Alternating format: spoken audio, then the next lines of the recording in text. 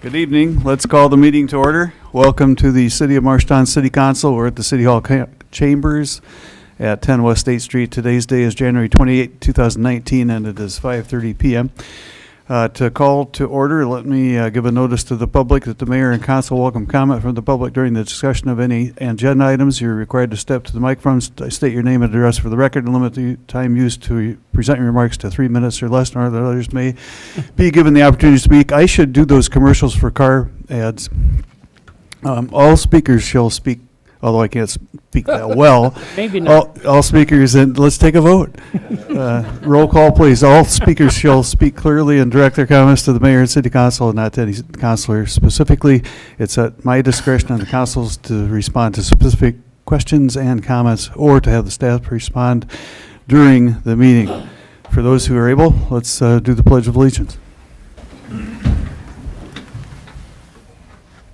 I pledge allegiance to the flag of the United States of America and to the republic for which it stands, one nation, under God, indivisible, with liberty and justice for all.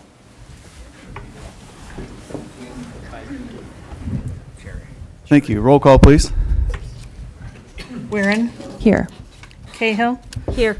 Gowdy is absent. Hoop. Here. Isom. Here. Lamer. Here. Martin. Here. Thank you. I know the next thing on the agenda is for updates from two different departments, but I'd like a moment of silence for Corey Brown. We've all been searching for, praying for, looking for, and feeling sorry for Corey and now his family.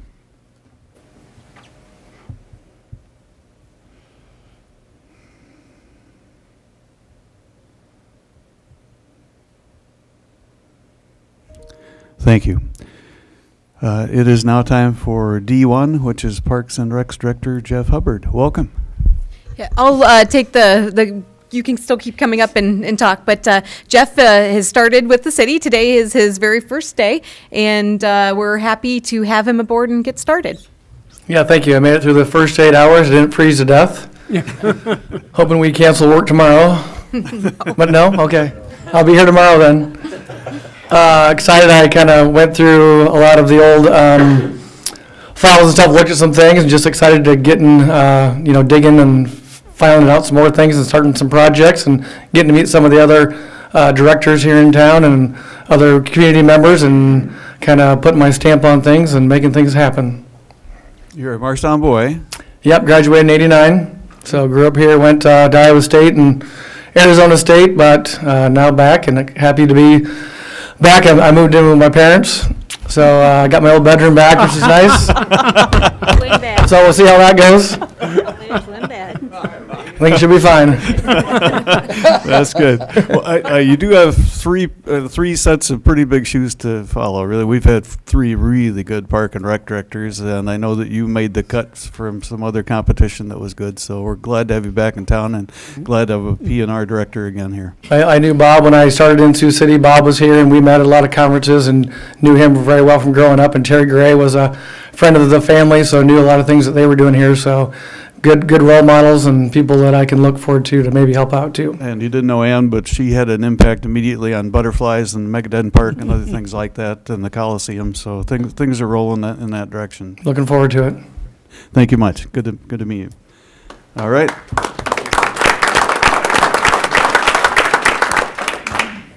I think we've got Chief Ryerson is here. Thanks. I saw another chief. We're all here, Mayor. There you go. Thanks. By the way, there is a red truck running, parked in a police station space out here, just in case the enforcement officers are around here. Sorry about that. There are 3 still open spots. You're okay. Good evening, Dave Ryerson, Marshalltown Fire Department. So we are here to do a couple of things tonight. You know, the fire service is filled with traditions, and one of the traditions is whenever we bring a new employee on or whenever there's a promotion, we have what's called a badging or a pinning, and that's what we're here to do tonight. So what I do is I'd like to start off first of all with introducing our new firefighter who started last Monday, and this is Christopher Case. And Chris comes to us from Austin, Minnesota. He's an Iowa boy, but he decided being back here was better than being in Minnesota.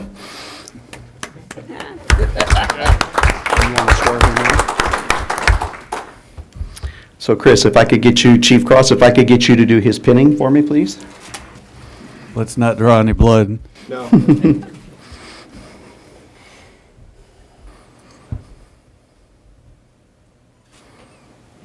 Why are you so nervous? Just don't scream.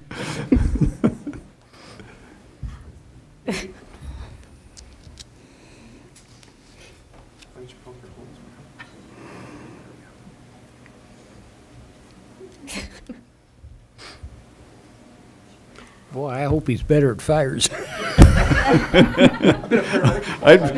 I'd be going for the buttonhole myself right now. Oh, you got it. Good.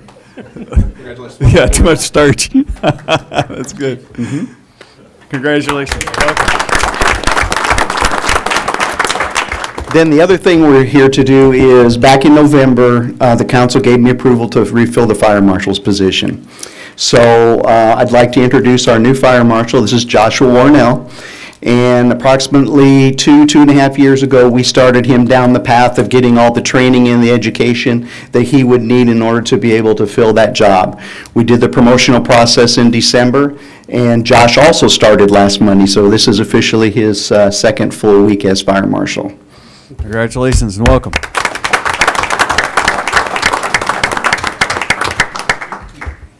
I want you to take your badge off. I want to put the new one on officially. I got my whole run done. Thank you. Undo your top button. Right, ready?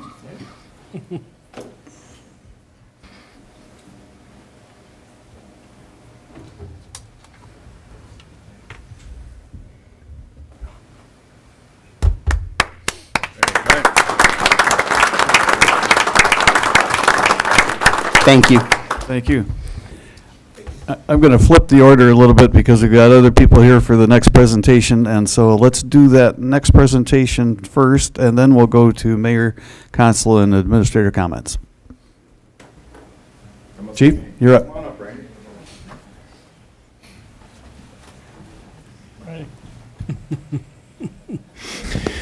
Good evening. Mike Tupper, Marshalltown Police Department, and standing next to me is this young fellow, Randy Kessler, Officer Randy Kessler. Now, so I heard Jeff say he graduated from high school in 1989, so the last time that Jeff was living in his mom's house in his old bedroom, this young man was starting a law enforcement career 30 years ago. January 23rd, I think was the day, right? Yep. 30 years ago. So today I looked up what was happening on this day 30 years ago, and there wasn't really anything good other than Randy Kessler was starting in law enforcement. But George H.W. was our president. Phil Collins was singing some song that I don't remember, and the movies weren't really good either back then. But Just don't sing the song, Chief. I won't, Okay. I promise. So, but Randy has been a dedicated member of the Marshalltown Police Department and City of Marshalltown government for a little over 30 years now. And it's been my great honor and pleasure to know Randy for only about 7 of those, a little more than 7 of those. And when I started, Randy was a detective, and he served in that role for a long time. He was a member of the ICAC task force, which deals with crimes against children and computer crimes. Randy has served in many roles in this department. I believe you were a K-9 officer for a few years. He's been a leader in the department. He's been a leader with our labor union. A friend to many. He's well known in the community. A hard worker, dedicated, a straight shooter, somebody that I can always have a honest conversation with and know that I'm going to get some honest feedback. And Randy doesn't mind if I give honest feedback back to him. Nope. He's a great guy, just a great guy, a great professional. He's also very involved in the community, serving in different roles with the Legion. Tremendous community member, and really cares about Marshalltown, cares about this police department. And he's a special person, and we're very fortunate to have people like Randy serving as police officers in this community. So On behalf of the city of Marshalltown, I just want to say thank you, Randy, for 30 years of dedicated and outstanding service. Thank you, Chief. Congratulations.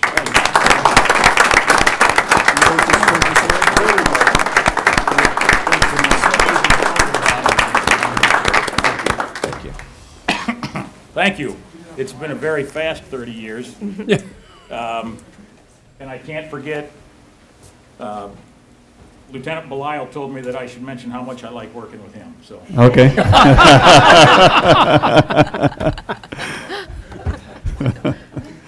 You can pay him later, Belial. Very good. Let's go on to the mayor, council, and administrator comments. Does anybody have any? I just want to share some exciting news, at least from something I'm involved in outside of the city council in town, is softball diamonds. Just announced last week that we'll be getting 2019 All-Star Home Run and 16-inch major national tournament here in Marshalltown. And then they have also already elected to have the 2020 USA 16-inch mid-major state tournament here as well. So it's been a while since it's been here from Chicago. It's going to bring a pretty large crowd to Marshalltown over Labor Day weekend this summer. And it'll be kind of an exciting time as we recover from the tornado and see what opportunity lies ahead. Absolutely. Thanks for sharing. Good Great. news. Your Honor. Yes, sir. Mr. Martin.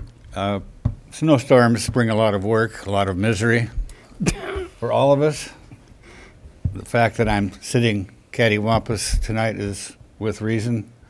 Too much snow makes for sad boy and stiff boy. I would like to compliment our city workers on the monumental job that they've undertaken for a period of time, in fact. We're not done yet, apparently, but kudos to them, and big thanks. Thank you, Mr. Martin. My grandfather used to say, he was a doctor, medical doctor up in Spencer, said that the most stressful thing and the most dangerous thing for an elderly male was to shovel snow. And I think snow might have something to do with the absence of Mr. Gowdy tonight, too. So be careful out there. Was that a Hill Street Blues? Is that an excuse? It is for me. Yeah. Okay. Any other council comments? Jessica, do you have any from the city administrator? No, Your Honor. Very good. Let's go on to the consent agenda then. Move to approve. Second. Very good. Do we need a roll call for that, really? Yes. Okay, roll call. Cahill, Yes. Hoop, Yes. Isom, Yes. Lamer, Yes. Martin, Yes. Weirin. Yes. Very good, carried. Madam Secretary, please read that. Set special meeting for February 4th at noon regarding the budget.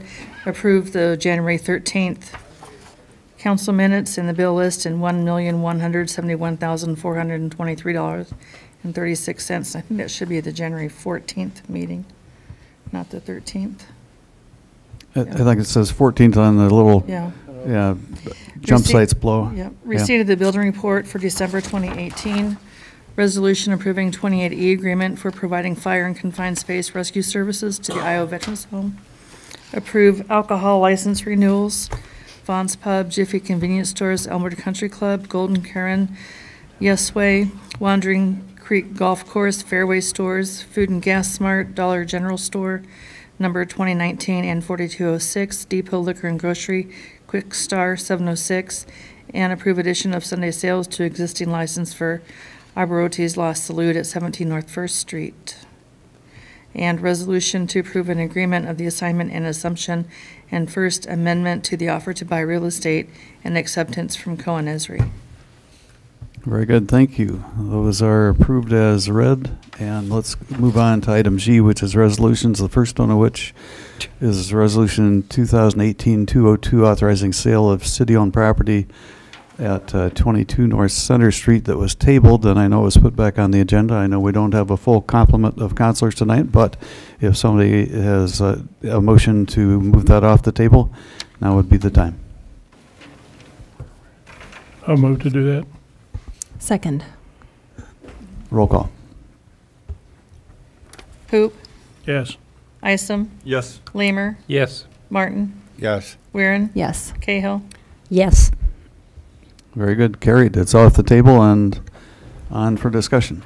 One of the items, I unfortunately didn't get it in time to include an updated memo in the packet. Your direction to me last time was to move forward with trying to get a fair market value of the building established. I did talk to a local commercial realtor who recommended that just due to what the type of the building was and what it had been used for, that I talked to an appraiser. He recommended Woe Beater Appraisals out of Tama, who said it would be at least $2,000, probably closer to $3,000, to have an appraisal conducted, but that as he did some initial looking, it would be hard to come up with comparable buildings. I didn't want to take on that expense without you knowing that that was what was proposed at this point to sort of get what that fair market value of the building was. Thank you for that. That isn't any surprise to me in my profession, but is there any further discussion about it?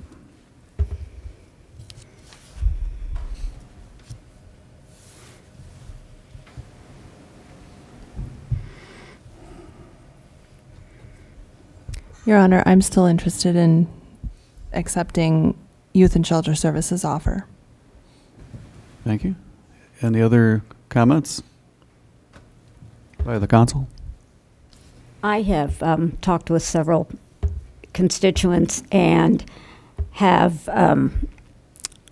come away after speaking with them of we have in place what we're working with a master plan that is going on and should be done by the middle of June.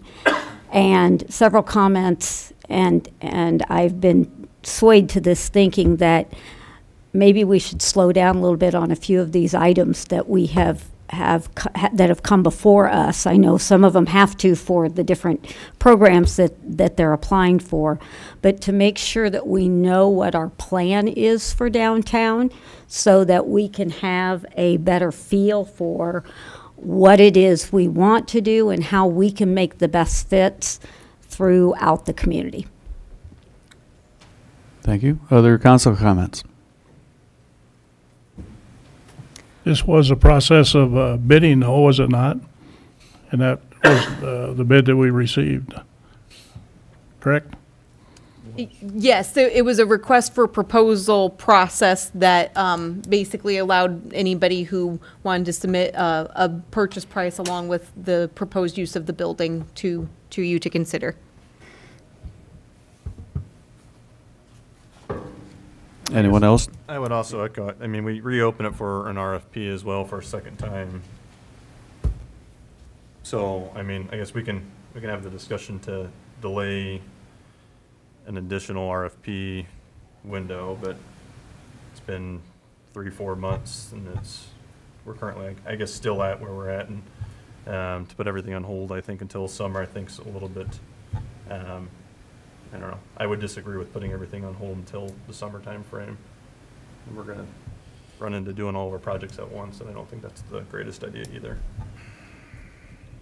I just have one comment, and that is, you know how I feel about it. With what we approved with the bricklayers on our new police and fire, we'll still be using that building in June, so don't think that if they think they're going to move in it right away, it's going to be a long time before they get in there. And then we have to do all the disconnects first. Your Honor? Yes, sir. Mr. Barton? We went through a bid process, I remember very well. We had how many bids? We had, this was the only one that didn't have contingencies related to it.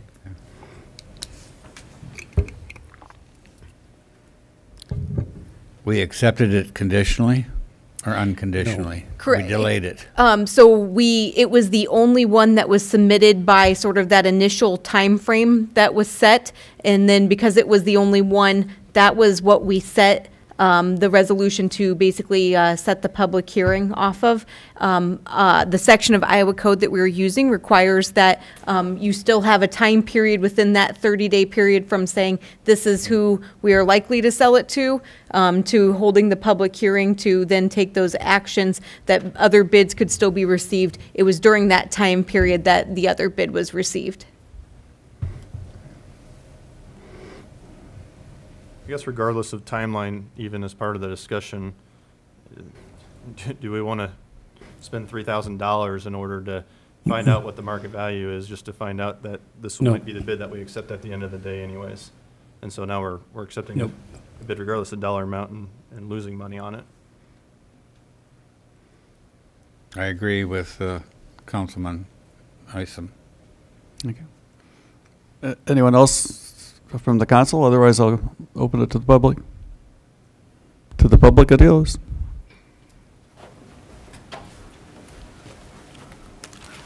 Lee Botter, 401 Orchard Drive. You've heard me speak multiple times on this issue, and it's not that there's an issue with the public, that YSS, they do an awesome job, but these are public assets, and we would like you to seriously consider, going for market value. Okay. I like the idea of slowing down the process a little bit. I've heard that repeatedly with people I've talked to and in social media. The concern that I would have is when you look at this, we do have appraisers that are local that may be less than the $2,000 to $3,000. That's something you could look at. The other piece is, are you setting the precedence? When you sell the police department for $35, what are you going to sell the fire department for? That's a good question. Please take that under consideration. Thank you. Thank you. Any other public comment?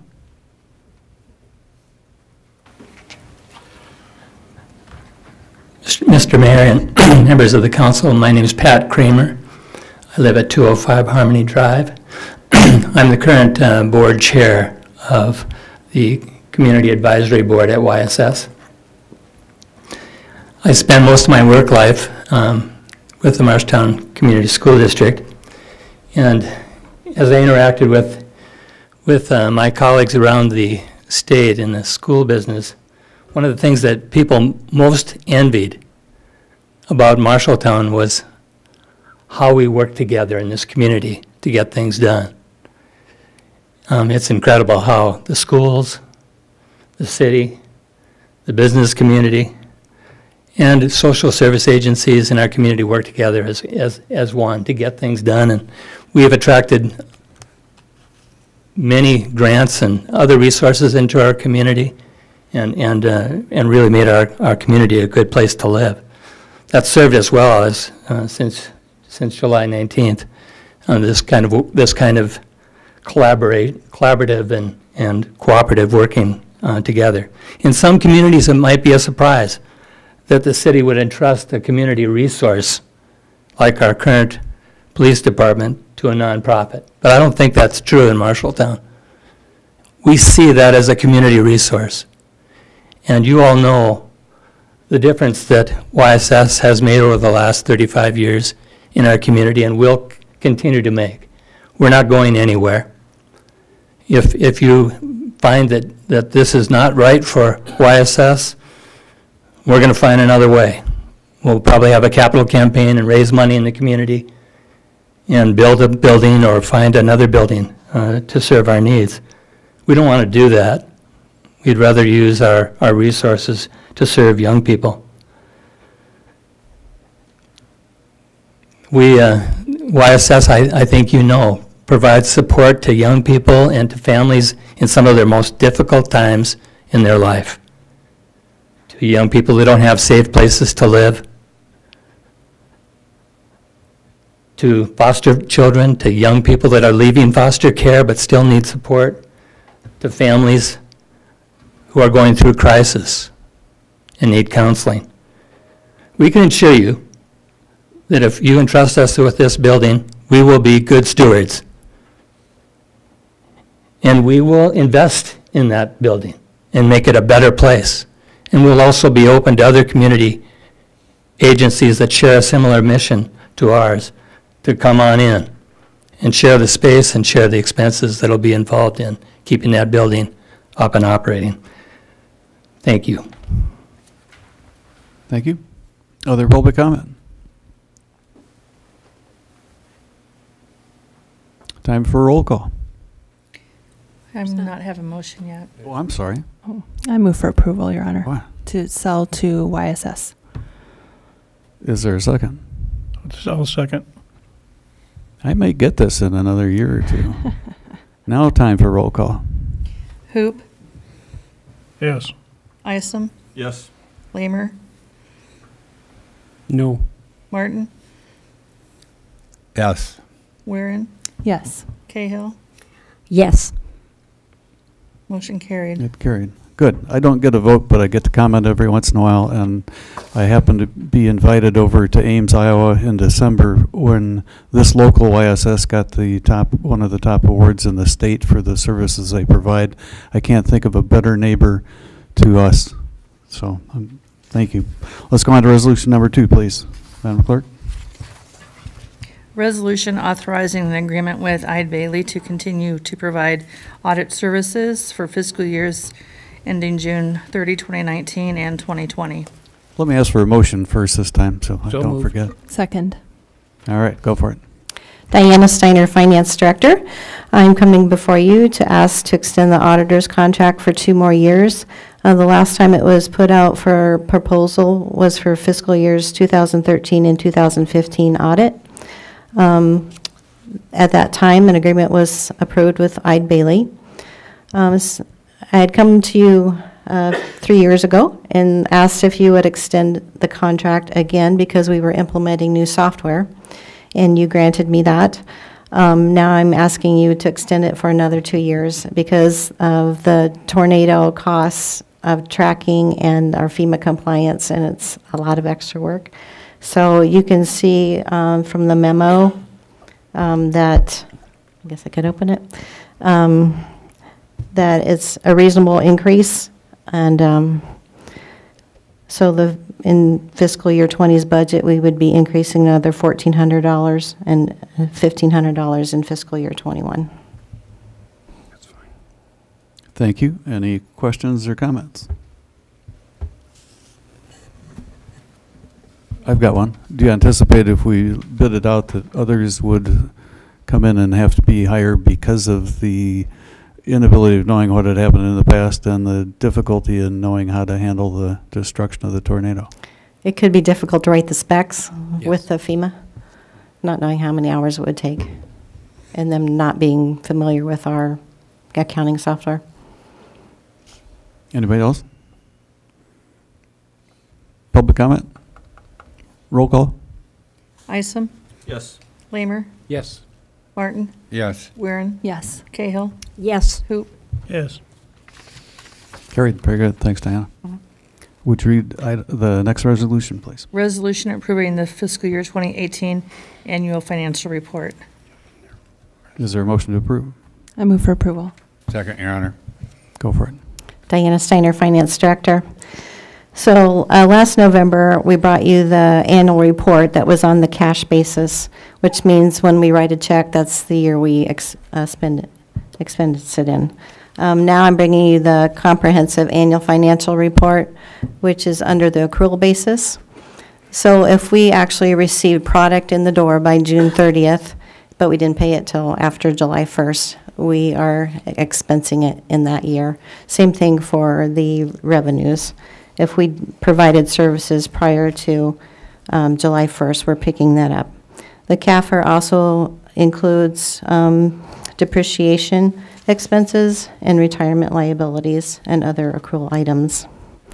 So I'm happy to report that Eide Bailey then came in and audited this report, and we received an unmodified clean opinion, which means the report is presented fairly in all material respects. The compliance sections also outline our findings, and I'm happy to report there were no findings related to the financial statements and no question cost. There was only one statutory reporting recommendation related to the TIF certification, and we took care of that this past November when we submitted the TIF report, so it should not be in the audit comment for next year. I sent this out to you last week so you could review it. I don't know if anyone has any questions. I'm happy to answer. Any questions or comments? Nice job. Yeah, good report. Yeah, thank you. I move that we extend your contract another like 50 years. Exactly. You really have been doing a nice job, truly. Thank you. I do need approval on this. Yep. All right. Any public comment? Roll call, please. Lamer, Yes. Martin, Yes. Weirin, Yes. Cahill, Yes. Hoop, Yes. Isom. Yes. Carried. Good report. Next resolution, please. Resolution approving contracts for property acquisition, permanent and temporary easement acquisition and payment of landscape damages for the High Street Drainage Improvements Project. Is there a motion to approve? So moved. Second. Justin? Thank you, Mr. Mayor. Justin Nickel, Public Works Director. As the city clerk just read, this is for approval of 2 easements for the High Street Drainage Project. This would be for Jim Clark's property on the south side of High Street, opposite the storage facility, and then for the Springer property, which would then be south of Jim's property on the northern boundary of South Street. We did need when we started planning, we did need temporary construction easements along 4th Street as well. With planning with Bolton and Mink, we did go through the process and get right of entries from those people in exchange for a new sidewalk and a new driveway approaches rather than going through the process of getting temporary construction easements. So we did need acquisition to other people's property. We just didn't go through the process of a temporary construction easement. Are there any questions I can answer? I can't imagine public comment on this one. Any council comments, questions? Is this on the east side or west side of 4th Street? When it goes down 4th Street between South and Ingledew, it will be on the east side. Basically right between, kind of right underneath the sidewalk.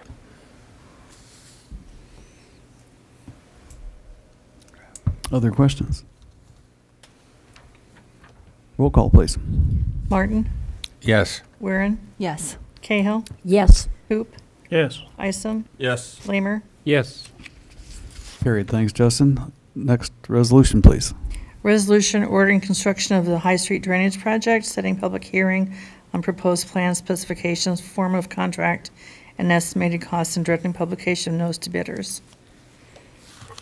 Is there a motion to approve? So moved, Your Honor. Second. Justin? Again, Justin Nickel, Public Works Director. This is our first official action in getting bids and getting a project rolling. As we just discussed, this is for High Street the High Street Drainage Project, leading from the pond on the northern side of High Street to the intersection of 4th Street and Ingledew. Can I answer any questions on this resolution? Seeing nobody raising a hand, let's do roll call. Weirin, Yes. Cahill, Yes. Hoop, Yes. Isom, Yes. Lamer, Yes. Martin. Yes. Thank you. Carried. Next resolution, please.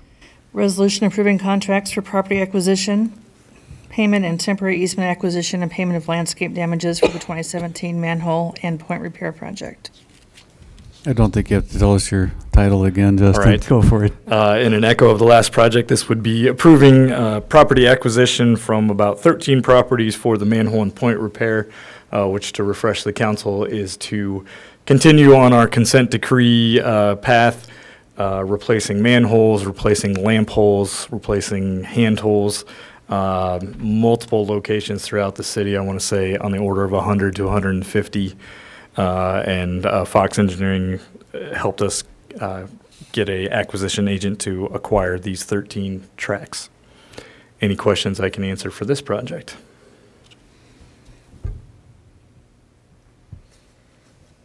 Seeing none, let's call the roll. Oh, I'm sorry. I thought we had one. I move for falling approval. down on my knees again. Second. Now we've got the motion and second. Let's call the roll. Cahill, Yes.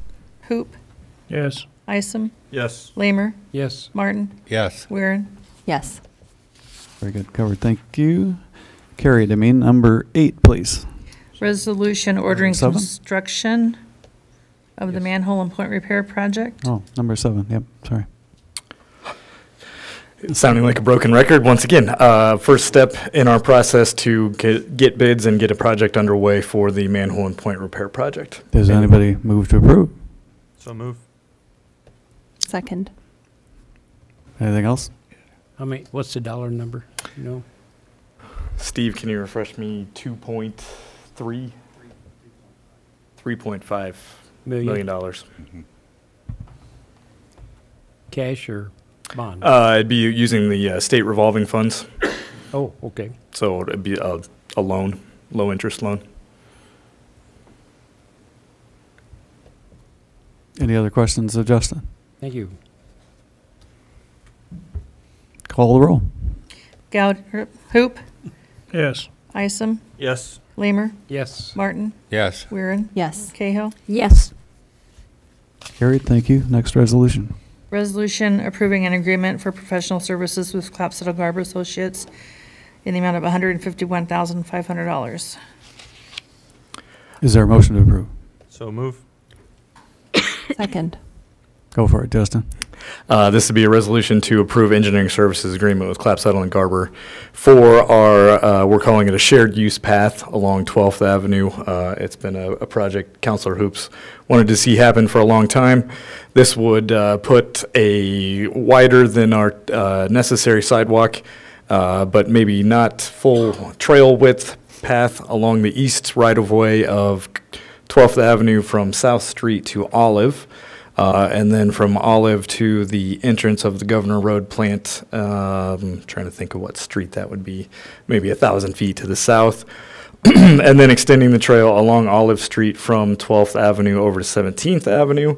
And then constructing a 5-foot sidewalk north on 17th Avenue to the northern extent of that cul-de-sac.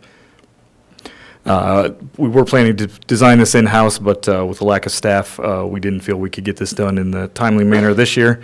So we did seek Clapsaddle and Garber's help for this. Can I answer any questions on this project? Ms. Martin. Yeah, Justin, this project has been with Councilor Hoop out there for some time. The necessity is for safety and access.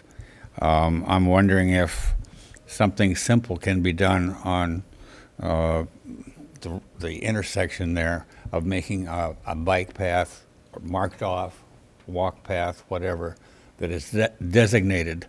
And you're talking about Olive and Governor Road? Olive and Governor Road, but also coming to the south with Yes, Southridge. going across. Yeah, something Yes. there to either to market. I think it only would take paint on that part of it. Yes. It's long been a concern of the southeast side neighborhood for some time because it's used as a walkway day and night, and a lot of traffic goes past that. So this is a big improvement, long needed. So I applaud this effort. It's out fairly close to the soccer complex, too. Kids that might want to get out there. Yes, it would be. I know Mr. Lamer and I are still pretty proud of what happened on West Olive Street when we were going to just have it the same narrow lane, and now we have that extension, and it's fun to watch people with buggies and walkers and bikes on that. We owe this one to Mr. We do. I do have a question. Yes, sir. This was previously all designed and easements were all obtained. It was ready to go, kind of? No, sir. It was mostly designed, I would say a preliminary design. If we've given you the impression or said in the past that we obtained the easements, that was incorrect. No easements were obtained on this project. We talked about it, but we never did it. Yes. It stopped when we to my saw what it knowledge. looked like. It was going to be a big deal. So my question is, can we do it in the way it would be designed? Could we then piece it out over a few years if we wanted to? Because that's a lot of, We certainly could. probably a huge Yes. project. Nope. He's saying nope. It's been 10 years already. Thought I'd ask. I mean, if it's whether we do it or $150,000 not. to design it, it's a multi-million-dollar project. That's a lot of money.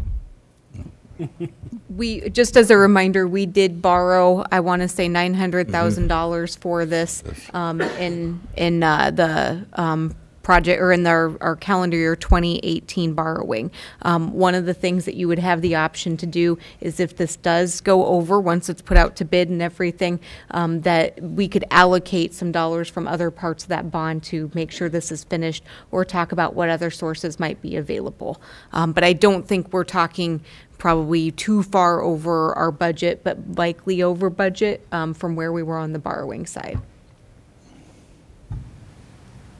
Other council comments or questions? There wasn't any easements bought? None were executed to my knowledge. Were they laid out? Yes. Okay, so that's all done. We will revisit that, Gotcha. considering it's a decade old. And I would since- tell you since right it- now that I imagine it's going to actually require. And That since was it's one of the gonna be wider problems. now? Yeah, as my understanding is, we probably were trying to shoehorn it into too small a space. Okay. Yeah, Clapsaddle and I have had, I'll say, fairly extensive conversations already about what, if any, cost-saving measures do we need to go through? What kind of utility impacts and easement impacts are we going to be looking into? Yes, it will be challenging. I think Mr. Hoop would go along with this, is if, since we're going that far, make sure we go to the front end of the driveway that goes into the soccer diamond. So if the kids want to walk down there and walk in, they can. The path will actually be on the north side. The soccer diamond would be on the south side. I know. But at least take it far enough east so it matches up with the driveway, We will definitely review that. as long as we're doing it. I'm not going to argue now. Any other council comments or questions? Public comment or questions? Roll call. Hoop, Thanks, Justin. Yes. Isom, Yes. Lamer, Yes. Martin, Yes. Weirin, Yes. Cahill. Yes. Carried, very good, thank you. On to item H on our agenda, which is discussion items. The first one of which is to discontinue the waiving of residential building permit and demolition permit fees. Yes, we wanted to just bring you up to speed with where we were at on how much had actually been issued and waived and what that looked like. We have just hit the 6-month mark where many permits have been taken out. There's likely still some demolition to be done. We do see that quite a bit of it could be what we've submitted with our FEMA project. And so our request and recommendation in front of you right now is that we do come forward with a resolution at the next meeting to officially put an end to the stop of the waiving of the residential building permit fees and then demo permit fees for all. The one thing that is noted in here, and I think is a very important thing, is that siding, window replacement, roof repair, and fence construction and deck repair do not require a building permit. So a lot of the work that you do see happening, that is that exterior work, is not something that actually requires a building permit. And so a lot of what's yet to be done on homes is in that category of not even requiring a permit. Any council discussion on that?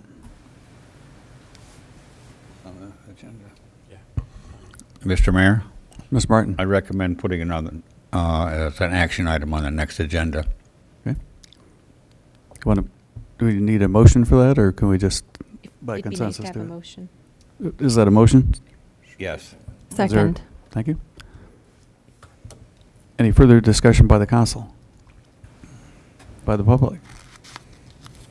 Roll call. Isom, Yes. Lamer, Yes. Martin, Yes. Weirin, Yes. Cahill, Yes. Hoop. Yes. Carried, very good, thank you. That is good direction to the staff.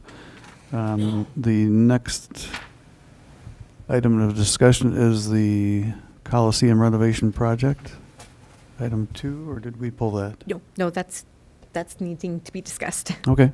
So we are finally at a point where we have numbers on both sides, the revenue and expense side of things. And I should say that really what I would like from you tonight, before we get into the details here, is to bring a resolution of support for the project, the Coliseum renovation project, to the next council meeting, which is not you actually proceeding with construction, but it's giving staff the ability to start proceeding with grant applications, of which there are numerous in the February and March timeframe, as well as then working on some other funds as well.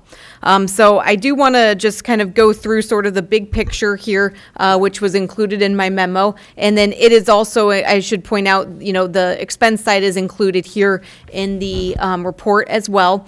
Really nothing but the scope of work has changed from the report. Everything is still the same in terms of what we're looking at with footprint of the building, repairs to be done. There are some things that as you go through the report you will see are highlighted in yellow, if I can find one of those things. That was actually something, it's hard to see it on here, but the gym, removing and replacing bowstring truss over the front of the stage. That was something that was added, that was not part of the original scope of work, but is taken into consideration in that total expense. So what GTG Architects has provided is a construction and contingency budget of about $3.3 million, along with what they foresee as construction oversight of being $175,000. After reading through what was in their proposal, I didn't feel like it really captured all of the furniture and fixtures that would probably be needed to outfit the entire space as it is proposed, and so I've added in $100,000 for that. We will still have some contents coverage on some things. The old rectangular tables, those were all damaged beyond repair and were destroyed, but we don't need to really talk with our insurance company quite yet because we're not looking to replace those tables immediately. So we're going to be going through the contents of the building here in the coming months to figure out what of that $100,000 is what we would be getting insurance coverage for. And so if you're looking at a price tag of about $3.62 million, we've got some numbers to throw out before you here tonight, which basically get us there. Our insurance replacement cost, and I say this is the minimum, this is not necessarily the maximum, is $1.5 million. We do have the basically what was estimated for replacement as part of that number, and so we will be reviewing that to make sure that there wasn't something that was missed. Specific concerns that I've had, if you've been in, is there is some of the plaster that's damaged in that front entryway area, and we just want to make sure that everything was covered. For the most part, there's not much else that does exist. All plaster has been removed in just about every other area, as well as anything that had any sort of water damage. Our insurance policy also allows for $250,000 of ordinance or law coverage, which basically means code upgrades. So if the elevator that is to be installed on the west side, I don't know if I can pull up a picture, if the elevator shaft alone in that whole area doesn't cost $250,000, this right here, we would be looking at the cost of sprinkling that front area, helping to get us to the full $250,000. So undoubtedly, we have $250,000 worth of the renovation that would get us to that point. That gets us into other areas. I've just put in a number here for city funds on hand. And again, this is not a decision you have to make at this point. This is just a number for you to be aware of. We currently have $350,000 in cash on hand that was from the downtown area, and it was taken in as tax increment financing. So it can only be spent in the downtown area for something that is approved within our urban renewal plan, of which this project is there. So everything is in place mechanic-wise to allow for that to happen if you would choose to designate those funds. We're also looking at, there could be some proceeds remaining from the demolition of the senior citizens building that could help make up that number as well. That was something that I think we kind of had a very loose conversation about, that if there was money left over from that project, that it could be designated here. And then I've thrown in the figure of $300,000 or more of council-designated local option sales tax, which will go over the overview of what we have there in terms of balances during the budget presentation, but there would be money there that you could designate as well. Obviously, those numbers all total more than $450,000, so you do have some options, but I just wanted you to be aware of that, what was behind that $450,000. We do believe that there are at least $1 million worth of grants that we can be applying for. for, with some very big ones coming up here soon. The Wellmark Large Grant is up to $100,000 and due in late February. We think that this might be an ideal project for a Prairie Meadows Legacy Grant, which is $100,000 to $1 million. We don't believe that this is worth a $1 million ask, but we think that it is a six-figure ask. The Martha Ellen Ty Foundation is due on March 1st, as well as the Rebuild Marshalltown Fund due on March 1st. So we've got 4 big grants that could get us very close to that $1 million mark coming up here in the near future. We then sort of are left with, after Alliant has already, due to work that had been done with the potential HVAC systems and how that would work, Alliant has already said that there is a $48,200 rebate that would be likely, so I built that in. And then looking at a gap then of about $350,000 in donations and fundraising. That's a number that I can tell you right now I feel comfortable with it. I think we really need to do some work to put together a really comprehensive fundraising plan to make sure that we can hit that mark. So that's kind of the big picture. And like I said, you know, there's some big opportunities for grants coming up here that we certainly don't want to miss in this go around if you're ready to have us start putting the financial resources in place. Any comments or questions? I have 2. Yes, sir. I have 2 comments. First comment is I understand the downtown TIF. I would like to see that TIF money go to a tax-paying entity rather than us use it for ourselves. That's just personal, because that way we get it back. And the $300,000 designation, the one down below the Rebuild Marshalltown Fund, I was hoping we could use that for businesses and residents rather than us. But it doesn't make any difference to me. That's just my personal feeling, is we probably could find some cash somewhere else, so we can leave that open to private industry and residents and businesses and stuff. If we're going to be rebuilding this town for a number of years, and I would like to keep that money for that rather than us use it and we find another way to get our money. That's personal. That's it. I can tell you that the Rebuild Marshalltown Fund is only available for nonprofits and government entities in the impacted area. I believe that there is an application coming out March 1st. Why? That's the way it's been designated through the Community Foundation. Yeah, but did the people that put the money in there know that? Because I understood from the Lennox contribution that was for anybody. So there's multiple funds there. There was the larger community fund, and then that has been turned over to or will be turned over to the Long-Term Recovery Committee. And then the Rebuild Marshalltown Fund was for rebuilding. Because it's through the Community Foundation, they don't grant to private entities. And so that's I think where things are coming in that would be different from it going to the other fund, which was meant to support the private, individuals throughout this. So thanks. Yeah, as soon as we do get some more information about sort of the grant guidelines and things, I'll definitely forward those out to you. Other questions or comments? Comment Mr. here. Martin. I express my enthusiasm for this overall project, and I know it's anticipated and there's a lot of work going into it. I'm in favor of a resolution of support for the project. However, I echo Mr. Lamer's concern about the use of TIF funds. I think we've got to avoid that and make that the very lowest priority for use. In fact, I'd like not to up front.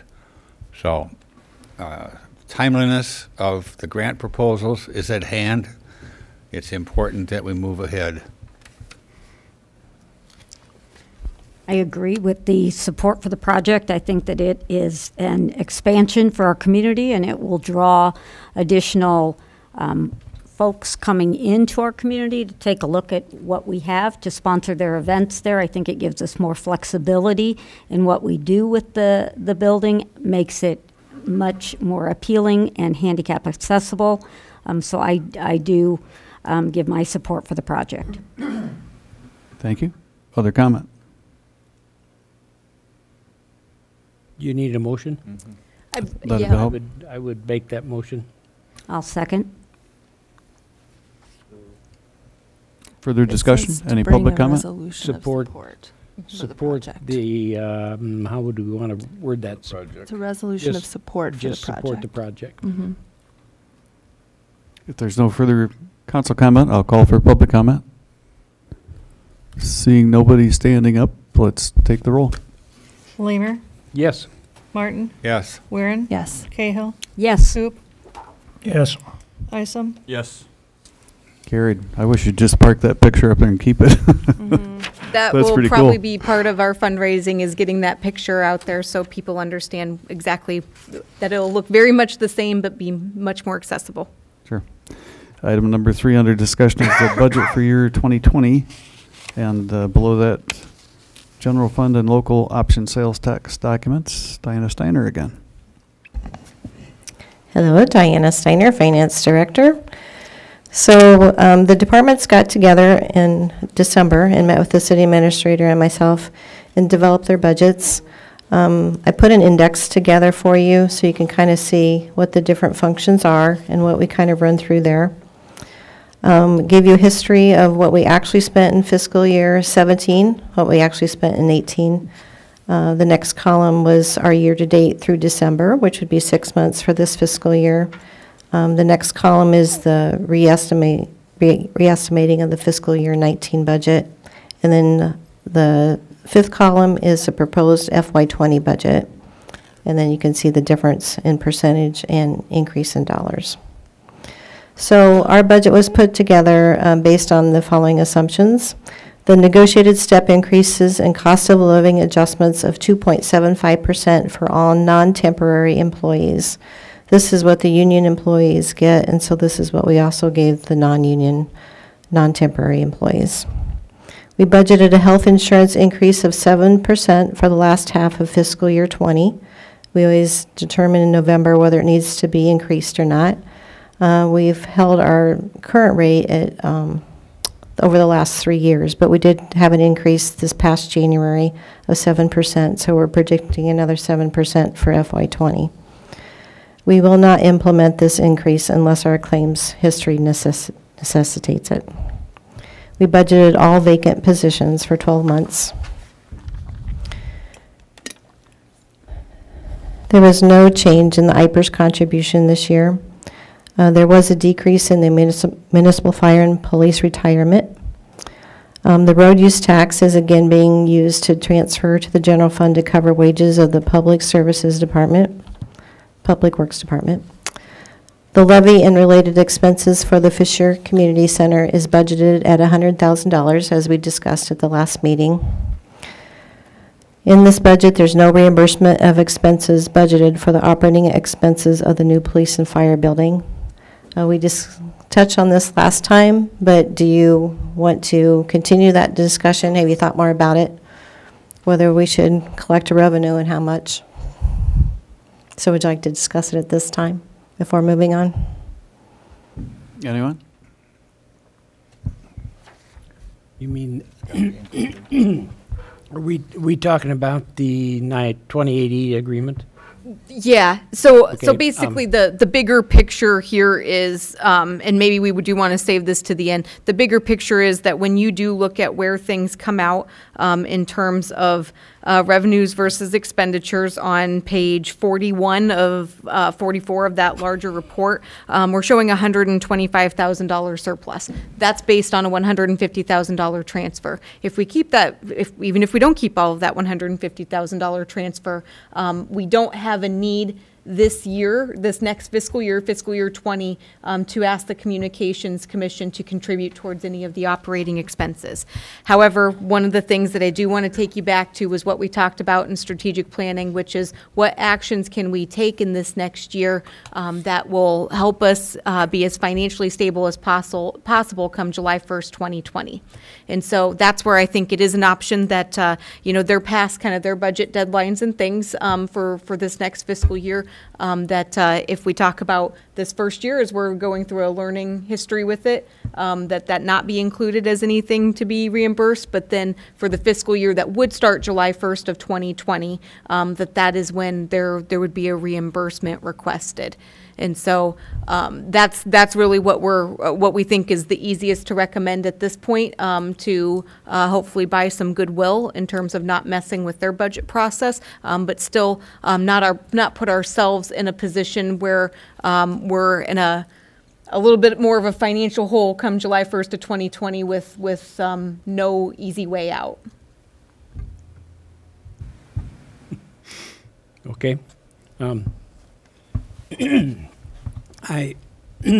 the last meeting, I had conversations with a lot of the people on that board, and I've had emails between Jessica and I, and we've had conversations about this, and I think we kind of caught them off guard because they'd already done their budget, and after talking to them, we already had made a commitment. The mayor sits on that board, and the mayor had committed that we wouldn't charge him anything but $1 for that first year.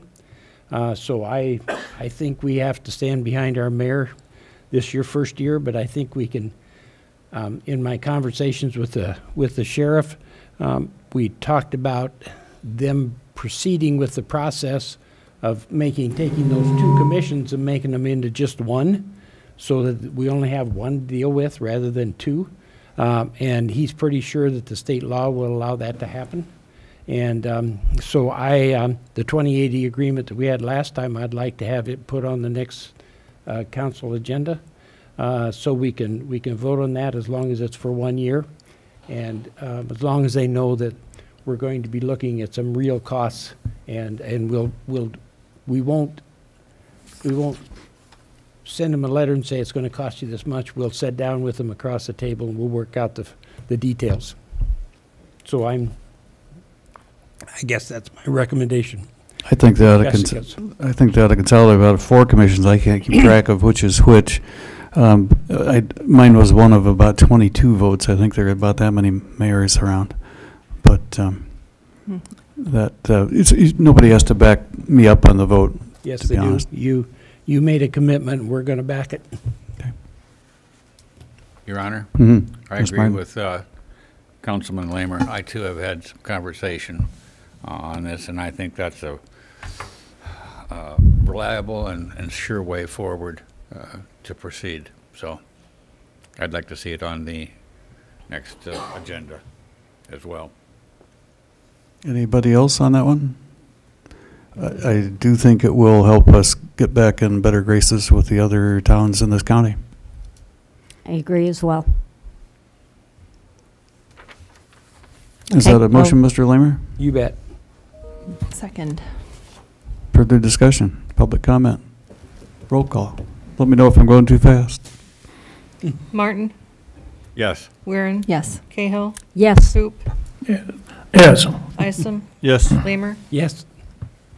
Very good. We've got direction to staff on that one. So continuing on, the city continues to reimburse the mileage at the state rate, which is 39 cents a mile.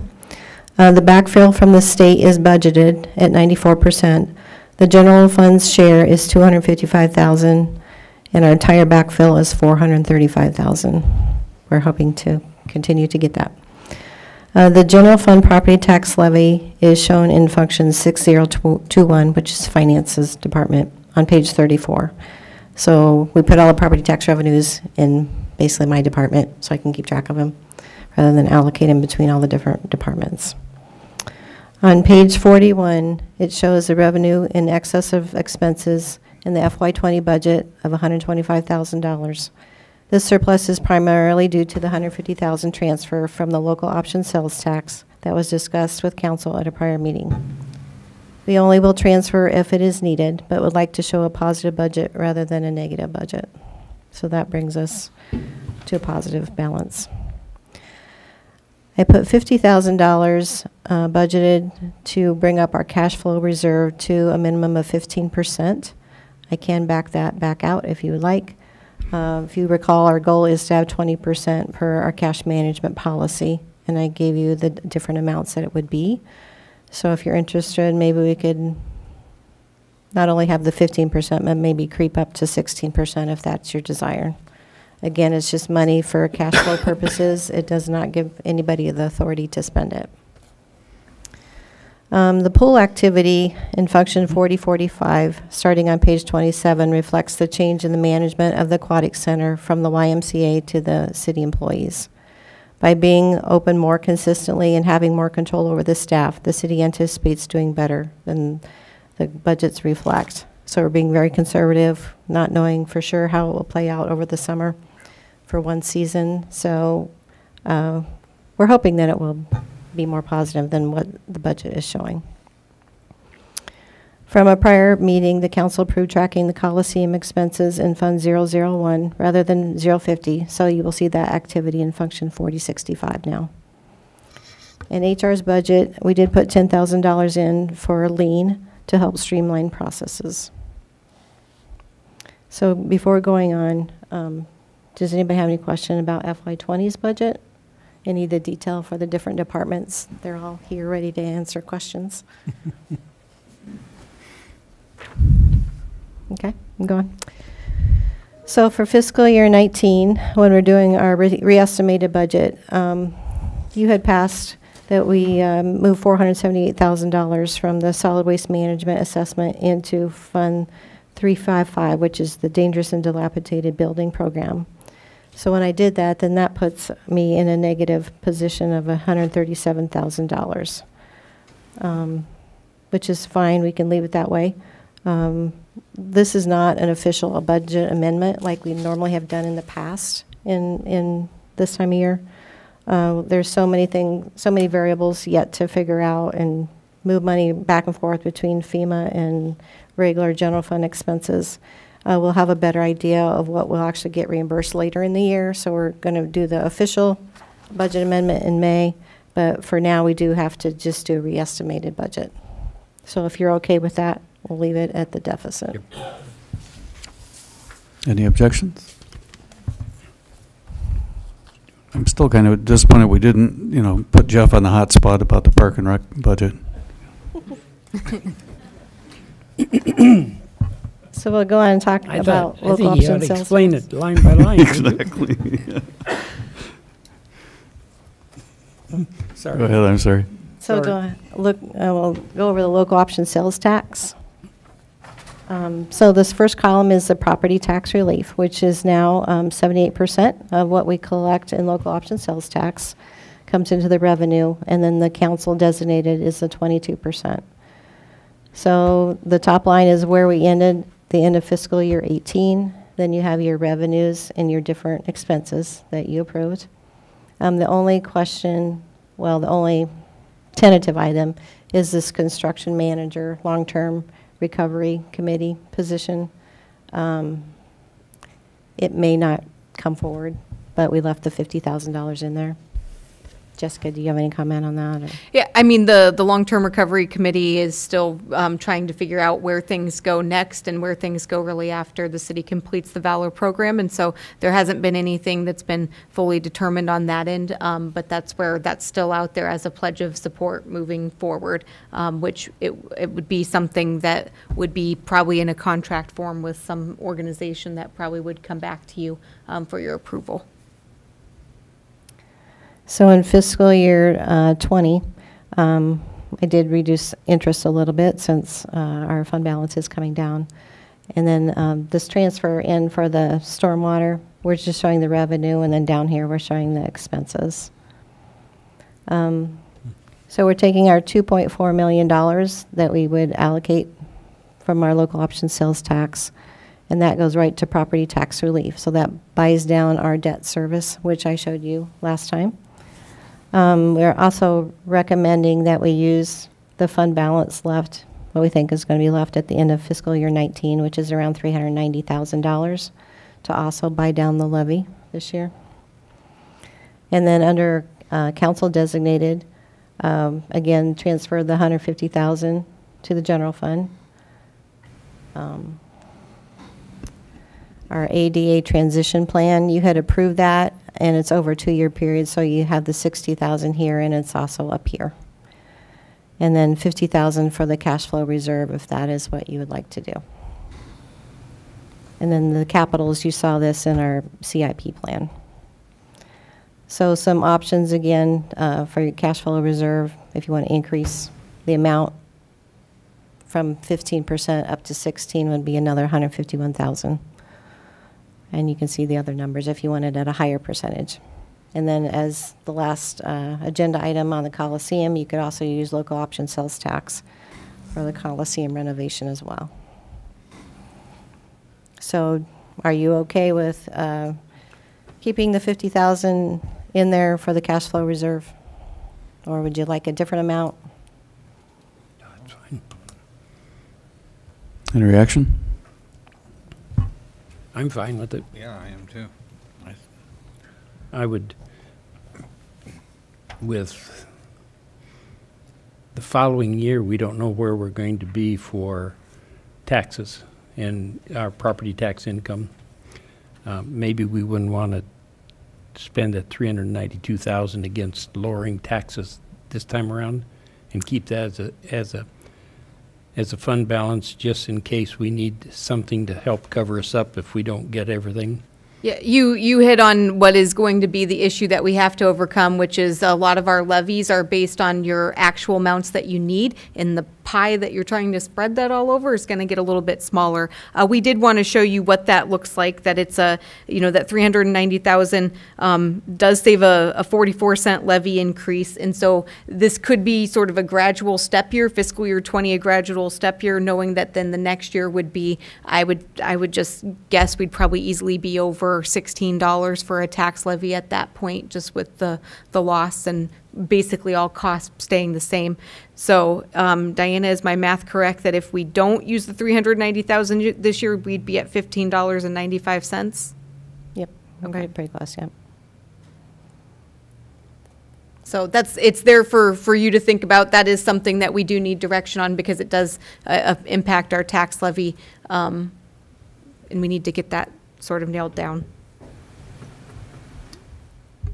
No, we're at 15. What's our current? 15.28. 0.28. 15.28. And it'd go to 15. 15, either 1544 or 1595. Or 1551 or 1595.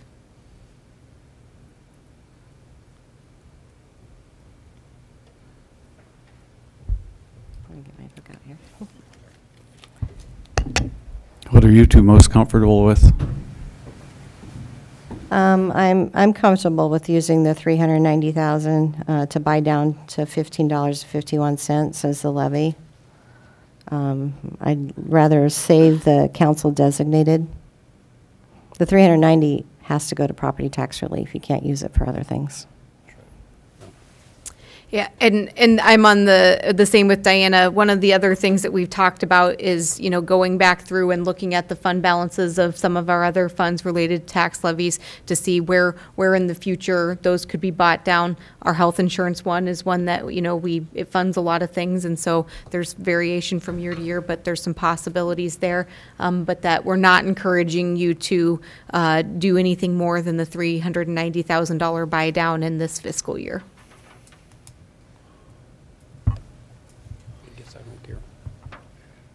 Anybody have a different idea? I can certainly bring back next time the different scenarios. Yeah. That'd be nice. Okay. That's all I have. Thank you. Very good. Thank you. Are you up for next? That's all? Number 2? What I think the one other thing that we just probably to be able to button up the general fund pretty quickly is, are you wanting to transfer in more local option sales tax than is needed to come out with a zero balance, or are you wanting to just have things at a zero balance? That's related to the 150,000 that we're transferring.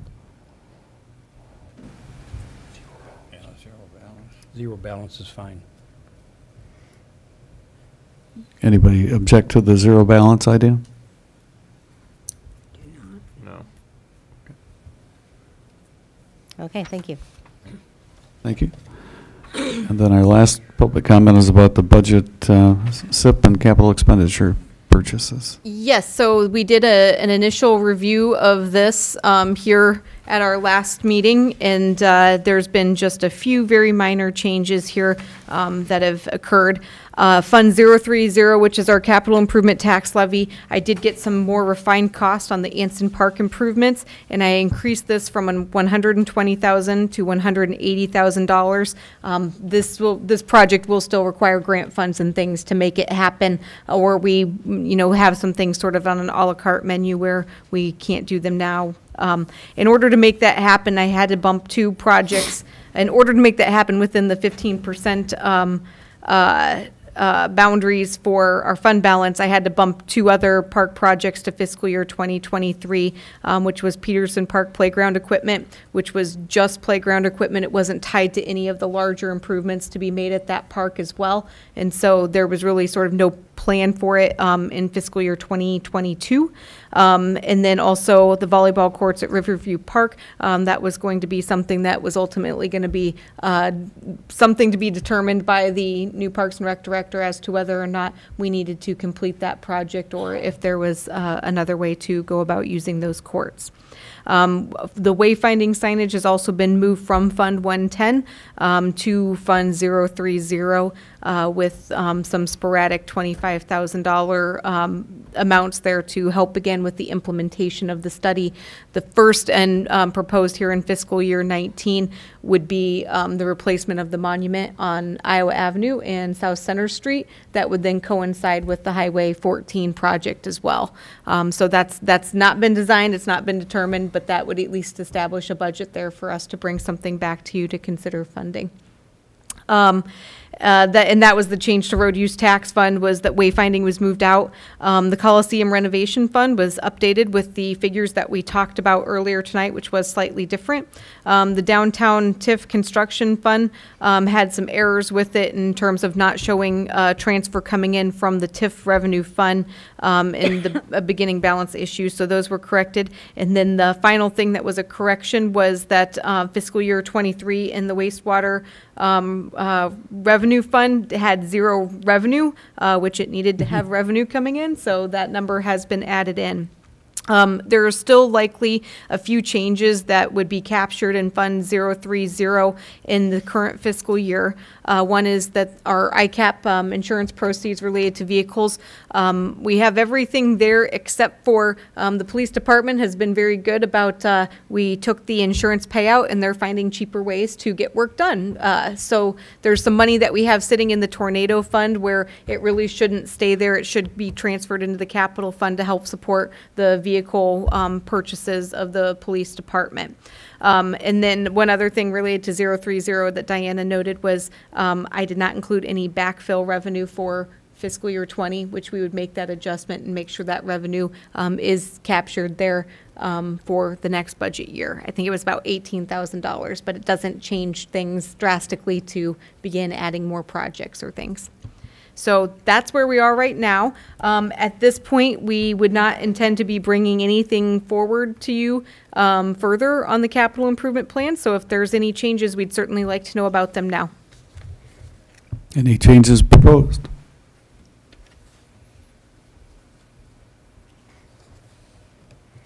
I'll bet the public does not appreciate the incredible amount of work that goes into this from every single department and the staff, in addition to which they're handling all the tornado disaster recovery stuff. It's just been really yeoman's duties that these guys have been doing. So my hat is off to all of you.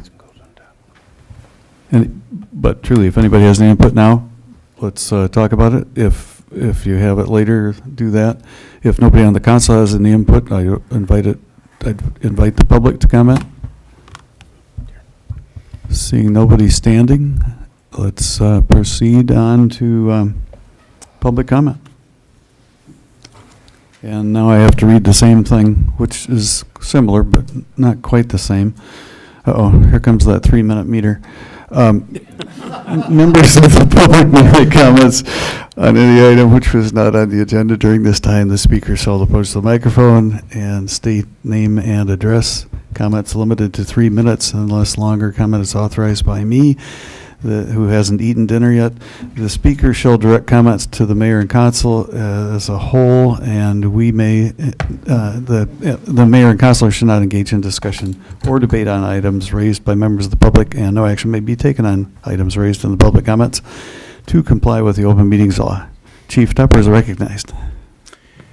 Good evening. I might need a little more than 3 minutes. Okay. I'll do my best. So we've had a very busy week at the police department, and I would be remiss if I failed to publicly thank a lot of people, and I'm not going to be able to hit them all tonight, and we're going to do our best in the coming days to make sure we thank everybody properly. But first of all, the women and men serving in the Marshalltown Police Department, rock stars, amazing people. Despite their police chief, they get the job done and meet every challenge, and I'm so very proud of the work that they do.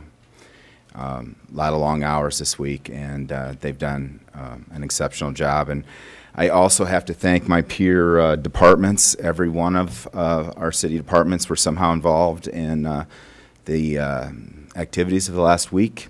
They all stepped up big time, and I sincerely appreciate their service to our community and the partnerships that we have together in addressing problems. Great people, superstars working in all these departments as well. And I need to thank the Marshalltown, Marshall County community for stepping up to support not just public safety, but the Brown family, Sheriff Hoffman, Kim Elder at Emergency Management, Marshall County CERT, lots of folks locally. Every fire department and EMS department in this county was somehow involved. A lot of state agencies involved, and we even had a visit from the FBI, and lots of people helping out to try to help the Brown family. And to the Brown family, I just want to say our thoughts and prayers are with you, and we're sorry for what you're dealing with. It's horrible. So now I need your help, and I need the community's help.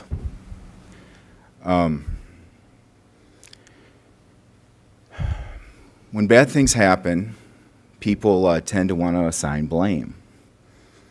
They want to know why bad things happen. Somebody must be at fault, right? I've learned over 26 years of service that sometimes bad things happen.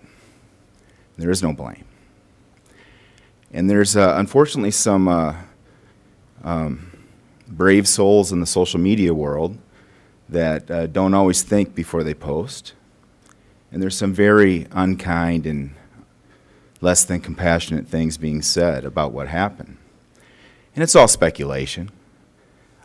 We've been very guarded and reserved in what we have said about this case. It's all speculation. Tragedy does happen, unfortunately. It can happen to any of us. And to, at this early stage, to be trying to assign blame to anybody is reprehensible. Please, I hope that people in the community think about the Brown family and what they're going through before they speculate about what happened, what didn't happen. And I need the leaders in this room to help us pass that message that maybe we need to be careful about what we say and what we don't say. Lots of parents and grandparents in this room.